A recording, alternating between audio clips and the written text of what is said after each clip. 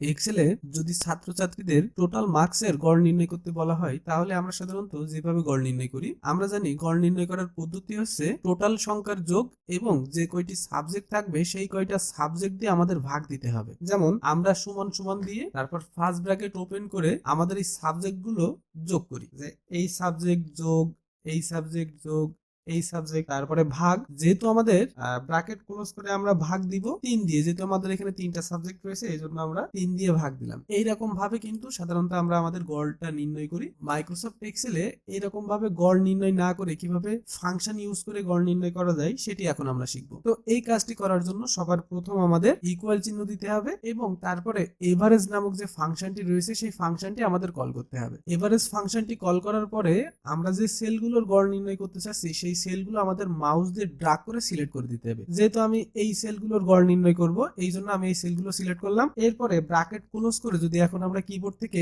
এন্টারে চাপ দিই, তাহলে দেখুন অটোমেটিক্যালি কিন্তু আমাদের গড় নির্ণয় হয়ে গেল। আমরা যদি এই সূত্রটা সকল সেলে অ্যাপ্লাই করি তাহলে দেখুন সকল সেলেই কিন্তু গড় নির্ণয় হয়ে গেল। তো মাইক্রোসফট এক্সেলে এভারেজ ফাংশন ইউজ করে খুব সহজে আমরা এরকম ভাবে গড় নির্ণয় করি।